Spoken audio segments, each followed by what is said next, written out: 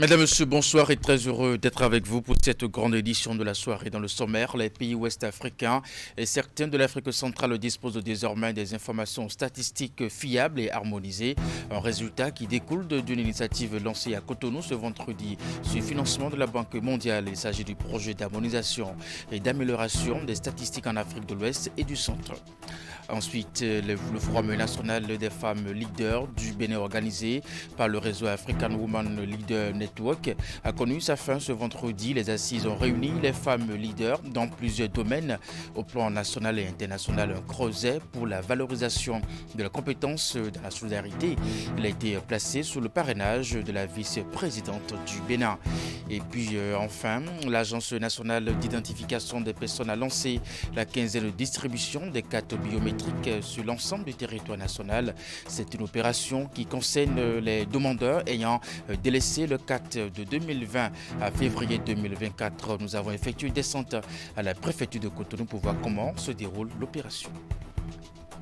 Et voilà pour vous le sommaire de cette édition. À nouveau bonjour et bienvenue si vous nous rejoignez. Les informations statistiques des pays ouest africains et de certains de l'Afrique centrale seront plus fiables et harmonisées désormais. Une initiative vient d'être lancée à Cotonou ce vendredi sur financement de la Banque mondiale pour la cause. Il s'agit du projet d'harmonisation et d'amélioration des statistiques en Afrique de l'Ouest et du Centre.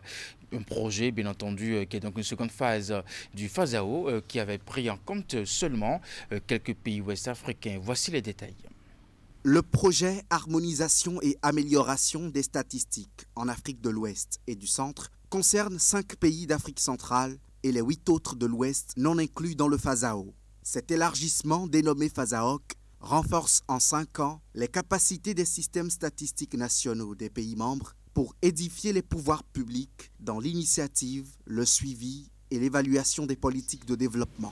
Ça nous permettra de disposer de données officielles beaucoup plus pertinentes, beaucoup plus élaborées, respectant les normes internationalement reconnues et nécessaires à nos autorités pour pouvoir prendre des décisions justes et viables dans l'intérêt de nos populations. Beaucoup de grandes opérations d'envergure qui jusqu'ici ne pouvaient pas être produites de façon régulière par les États, puisque nécessitant un déploiement de ressources financières matérielles assez conséquentes, ont pu l'être durant la mise en œuvre du FASAO. Ce projet également, dans son volet d'harmonisation, nous permet d'utiliser les mêmes méthodologies de production d'informations. Et cela permet également de voir et de pouvoir comparer à la fin les avancées qui ont été réalisées au sein de chaque pays afin de permettre de façon communautaire et dans un élan de solidarité de pouvoir améliorer les conditions de vie des populations et donc de renforcer les niveaux de développement de nos États. Cette harmonisation des pratiques et méthodologies aboutit aux informations statistiques pertinentes en économie, macroéconomie et dans les secteurs sociaux.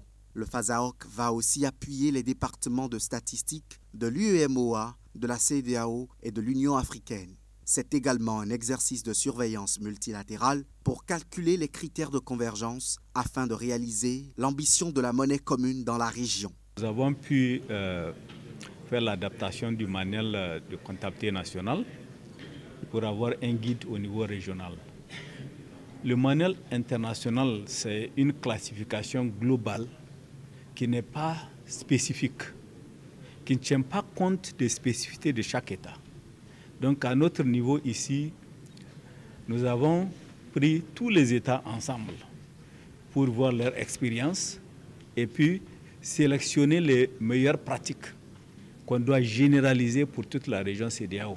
Le lancement du FASAOC s'est tenu en marge de la réunion annuelle des directeurs généraux des instituts nationaux de la statistique de l'espace CEDEAO tenue à Cotonou en cette fin du mois de mars. Et puis je vous l'annonçais en titre, le Forum national des femmes leaders du Bénin organisé par le réseau African Women Leader Network a connu sa fin ce vendredi. Les assises ont réuni les femmes leaders dans plusieurs domaines au plan national et international. Un creuset pour la valorisation des compétences dans la solidarité. Il a été placé sous le parrainage de la vice-présidente du Bénin, Mariam Tchabi Talatazime. Voici le compte rendu avec Florence Bossa et Deroupevi. 2 jours d'intenses travaux de réflexion sur le thème la masculinité positive au service de l'égalité du genre. Décliné en plusieurs discussions, un cours magistral donné par la vice-présidente du Bénin, cette première édition a permis aux participants de mieux connaître le réseau African Women Leaders Network, AWLIN, et surtout le rôle important des hommes comme alliés dans l'atteinte de ces objectifs. 2 jours d'échanges constructifs et de projection. 2 jours de valorisation de compétences qui ont permis de dégager une feuille de route des 6 domaines de travail du réseau pour l'année 2024 et l'appel de Cotonou sur la masculinité positive. Les autres points forts de ce forum sont à souligner. Il s'agit de la désignation de la VPR dans le groupe des aînés et pionnières de AWLIN Global par Mme Bineta Diop, envoyée spéciale de l'Union africaine pour les questions de femmes, paix et sécurité. Au thème des travaux de cette première édition, la campagne He for She a été lancée. Elle a permis de distinguer les champions du Bénin pour la masculinité positive. C'est ainsi que la distinction du chef de l'État a été reçue par la présidente de l'Institut national de la femme. S'allier les hommes est l'une des stratégies requises et le succès des femmes soutenues par les He for She est le gage de la pérennité du changement des mentalités pour l'avènement d'une nouvelle génération d'hommes alliés de la promotion de l'égalité du genre. La reconnaissance de la volonté politique clairement affirmée par le chef de l'État, soutenue par son gouvernement et par les institutions de la République sont pour moi autant d'illustrations de la masculinité positive déjà exprimée dans notre société. Le rendez-vous est donc pris pour une nouvelle édition plus édifiante. Elle s'annonce déjà sous de bons auspices avec pour thème le bien-être économique de la femme au foyer. Et pendant ce temps, les femmes du ministère du cadre de vie et des transports chargées du développement durable ne sont pas restées en marge de la célébration de la Journée internationale des droits des femmes sur initiative de leur département ministériel et du Millennium Challenge Corporation. Elles se sont donné rendez-vous ce vendredi à Cotonou pour marquer l'événement compte rendu. Cette célébration est l'expression du Millennium Challenge Corporation et du ministère du cadre de vie et des transports chargé du développement durable d'aller encore plus loin dans la mise en œuvre des programmes, projets et des actions en faveur des femmes. Les panels au menu de cette rencontre sont dédiés à l'engagement des femmes dans les corps de métier du secteur du cadre de vie et des transports, intérêt pour le développement du Bénin. La séance de ce matin permettra aussi de présenter la situation des femmes dans les différents corps de métier du ministère du cadre de vie et des transports en charge du développement durable et de lever ainsi un coin de voile sur les contraintes sociales qui constituent les barrières à l'engagement des femmes et des jeunes dans ce secteur. Dans la ligne de sa mission de réduction de la pauvreté par la croissance économique, le Millennium Challenge Corporation, ou MCC, s'est engagé avec le Bénin à promouvoir l'égalité des sexes et l'inclusion sociale à travers les programmes qui facilitent le renforcement du rôle majeur des femmes dans la transformation économique et l'entrepreneuriat.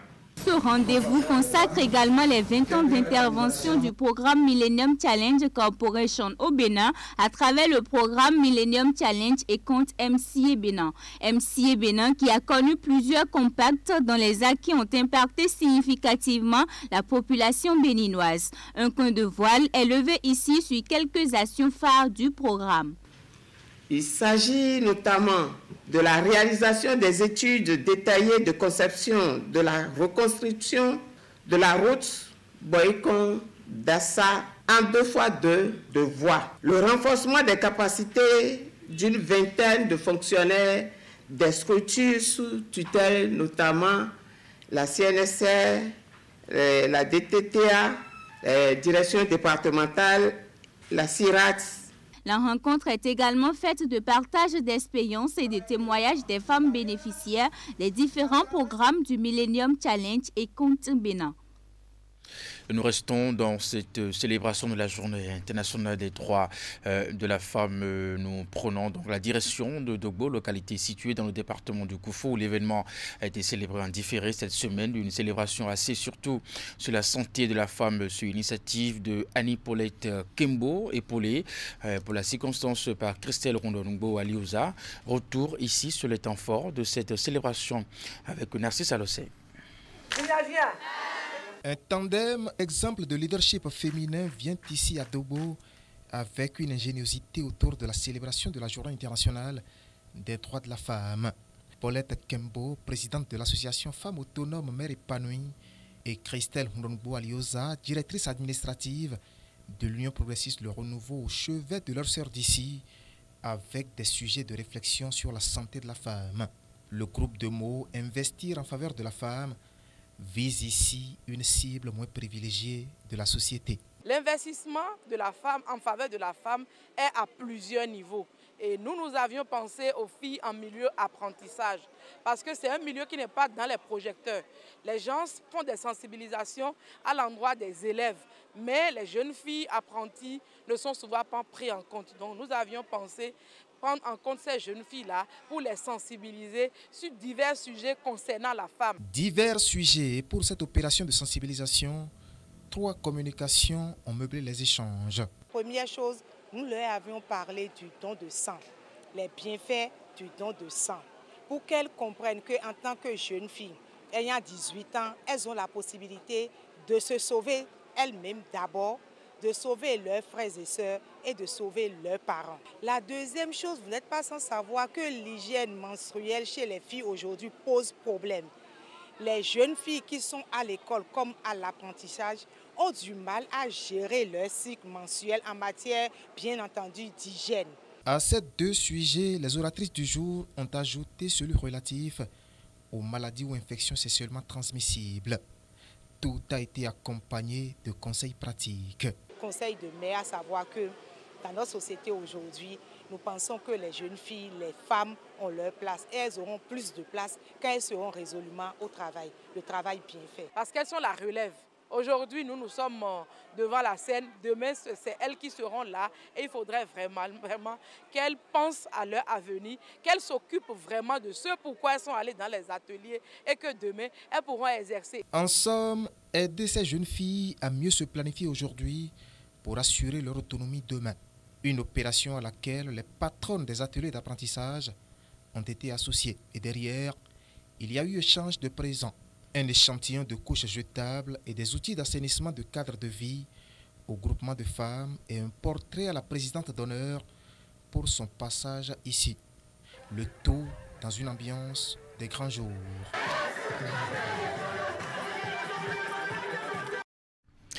Dans la suite de cette édition, audience au Conseil économique et social, la présidente de la Haute Cour de justice poursuit sa visite de courtoisie chez ses collègues présidents d'institutions. Dans la matinée de ce vendredi, Dandi Yamou est reçu par le vice-président du CES. Les 2 personnalités ont discuté de plusieurs sujets, suivant ensemble les propos de Dandi Yamou, président de la Haute Cour de justice, à sa sortie d'audience. J'ai été élue présidente de la Haute Cour de justice et dans la tradition, les nouveaux élus ou les nouveaux nommés à la tête des hautes juridictions ou des institutions constitutionnelles font des visites de courtoisie aux différentes institutions. Donc, je fais cette visite de courtoisie au sein du Conseil économique et social et particulièrement au vice-président du Conseil économique et social qui m'a fait l'honneur, quand j'ai fait la passation de charge, d'être présent à mes côtés à Porto Novo, et aussi parce que le Conseil économique et social est le creuset des forces vives de la nation.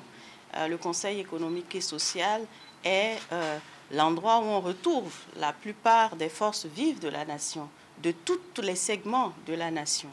Et en ce sens-là, le lien entre la haute juridiction, la haute cour de justice et le Conseil économique et social est nécessaire parce que nous faisons partie de la République et nous avons besoin d'être solidaires les uns vis-à-vis des autres. Nous travaillons tous pour la République, pour l'intérêt général. Il était donc de bon ton que je vienne.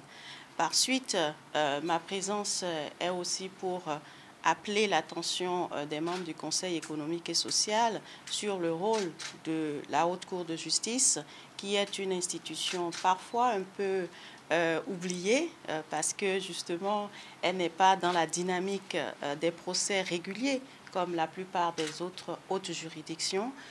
Donc, cette juridiction d'exception qui est en charge de juger les membres de l'exécutif a besoin d'une certaine visibilité et d'une réforme de la Haute Cour de justice, de travailler à ce que cette Haute Cour soit mieux connue. Donc, je suis venue partager avec le président, le vice-président du Conseil économique et social et certains membres du bureau les projets de la Haute Cour de justice, recueillir les conseils et voir dans quelle mesure nous pouvons travailler en synergie entre les deux institutions constitutionnelles. En vue de satisfaire convenablement les populations, l'Agence nationale d'identification des personnes a lancé la quinzaine de distribution des cartes biométriques sur l'ensemble du territoire national. C'est une opération qui concerne les demandeurs ayant délaissé le 4 de 2020 à février 2024. Une équipe de Canal 3 a fait une descente et voici le constat. C'est par ce geste que le septuagénaire retire sa carte biométrique. Après lui, c'est au tour de cette dame de se prêter à l'exercice. Dans cette salle de la préfecture, ils sont nombreux à rentrer en possession de leur sésame sans contrainte. Les impressions sont très bonnes parce que ce n'est pas la première fois que je viens retirer une carte d'identité. Entre-temps, c'était de la pagaille. On attend, on revient, on vous renvoie et vous revenez. Mais cette fois, c'est très organisé. C'est très organisé. De la maison, j'ai obtenu d'abord la carte d'identité. On m'a dit que c'était après. Et je viens retirer tout simplement. Avant, c'était difficile, mais actuellement, je crois que c'est bon. C'est sans contrainte, c'est sans difficulté majeure. J'ai fait ça il y a une semaine. Quand je suis venu, j'ai fait l'informatique qu'il faut faire. Puis en moins de 5 minutes, j'ai déjà retiré ma carte. Je suis très fier. Il n'y a pas d'hésitation à faire parce que c'est un service public qui est ouvert à tout le monde. Et les formalités sont plus accessibles, plus faciles à faire, de sorte que lorsque vous le faites avec les pièces demandées, alors dans un délai très, très court, vous avez déjà votre carte. Moi, je fais la demande et en moins d'une semaine, je l'ai reçue. Pour la déléguée départementale de l'identification des personnes du littoral, l'Agence nationale de l'identification des personnes en termes de marketing et en déstockage des cartes biométriques. Celle de 2020, jusqu'à nos jours, se trouve à la préfecture et dans les mairies. Nous exhortons la population à sortir massivement pour venir retirer leurs cartes. Il y a également un dispositif de call center mis en place et on appelle les requérants pour qu'ils viennent chercher leurs cartes. Ceux qui ne sont pas forcément à Cotonou ne sont pas obligés de se déplacer vers Cotonou pour chercher leurs cartes, mais de là où ils sont, il suffit juste qu'ils nous donnent leurs coordonnées et on va convoyer les cartes vers les différentes délégations pour les retraits. Au niveau des arrondissements, les unités communales pour l'identification des personnes, les chefs d'unité sont là et appellent au fur et à mesure les requérants dont les cartes sont déjà disponibles et ils passeront chercher. Cette opération est prévue pour se dérouler les jours ouvrables de 8h à 12h30 et de 14h à 17h30. Cependant, le samedi et le lundi de Pâques, une équipe sera présente dans les différents points de distribution de 8h à 13h. Il faut le rappeler, cette opération de distribution des cartes biométriques se déroule sur l'ensemble du territoire national. À Cotonou, c'était la préfecture de Cotonou. La maison de la société civile lance à Cotonou la campagne pour des services sociaux de base de qualité au Bénin, organisée dans le cadre de la mise en œuvre de la phase 2 du programme redevabilité de la coopération suisse au Bénin. L'activité s'étend sur 3 mois et vise à œuvrer pour garantir de meilleurs services sociaux de qualité pour le bien-être des populations. Reportage. Edonadio, ça doit changer. C'est le slogan de la campagne pour des services sociaux de base de qualité au Bénin, initiée par la Maison de la société civile. Dénommée Trait d'Union, cette campagne vient en renfort à la mise en œuvre de la phase 2 du programme recevabilité de la coopération suisse-Bénin, dont l'objectif est d'améliorer l'équilibre au niveau des réels besoins des populations à la base. La phase 2, qui a démarré en 2020, elle contribue à structurer la demande et l'offre de redevabilité. Elle vise à créer un environnement où justement les organisations de la société civile, les citoyens, les médias interagissent avec les pouvoirs publics pour offrir de meilleurs services de base aux populations. La santé, l'éducation, l'état civil, l'eau et l'assainissement sont les secteurs clés ciblés par cette campagne. Ainsi lancée, l'initiative Trait d'Union va s'étendre sur 3 mois avec au menu plusieurs activités. Une action collaborative qui vise à amplifier la voix des organisations de la société civile afin de provoquer des changements pertinents et durables dans ces secteurs. En termes d'activités phares, il y a des audiences que nous allons négocier pour les associations qui portent ces préoccupations-là auprès d'un certain nombre d'institutions.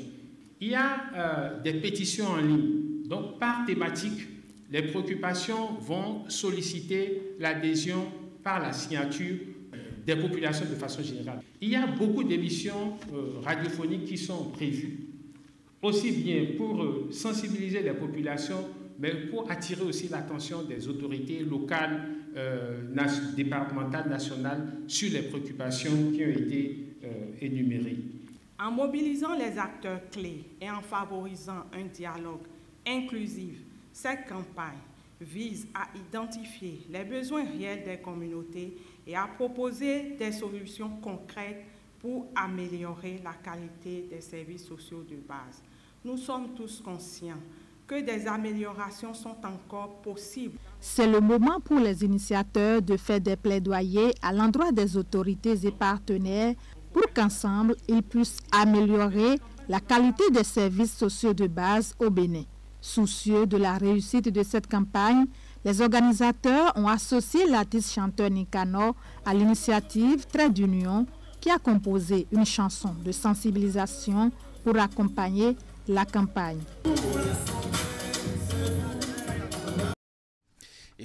Et pour finir cette édition, le gouvernement du Bénin et l'UNESCO ont célébré en différé la journée internationale de souvenir des victimes de l'esclavage, de la traite transatlantique des esclaves. Cette célébration qui s'inscrit dans le cadre de l'appui technique du système des Nations Unies, comité de préfiguration au musée de Ouidah.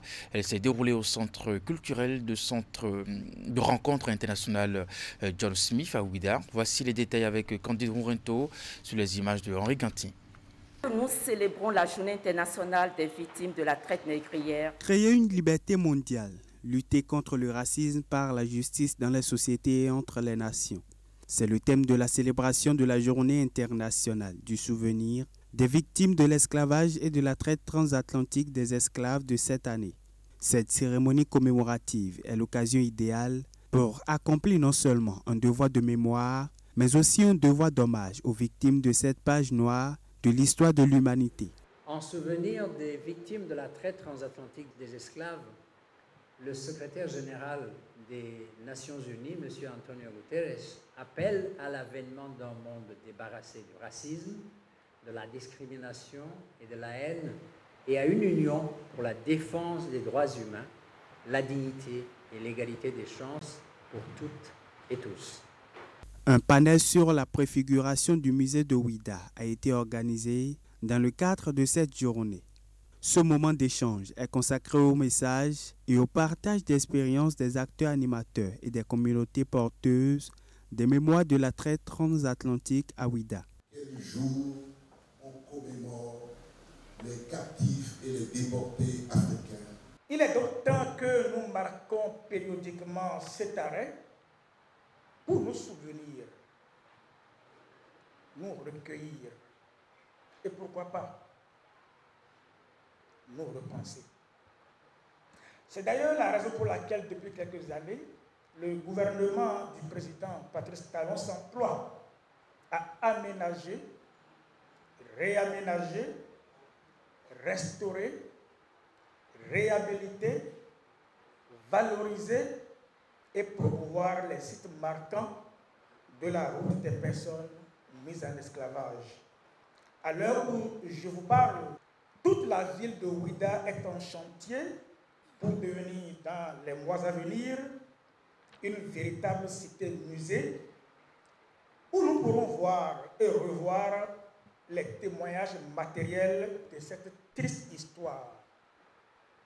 De nombreuses actions sont menées et d'autres en cours aussi bien par le gouvernement du Bénin que le système des Nations Unies pour maintenir allumée la flamme du souvenir.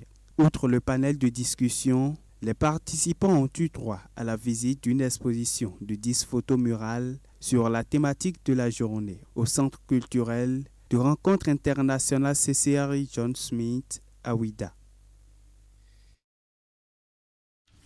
Mesdames et messieurs, c'est la fin de cette édition. Merci de l'avoir suivi, de votre fidélité. Passez une très bonne soirée en compagnie des programmes de Canal 3 Télévision. À très bientôt.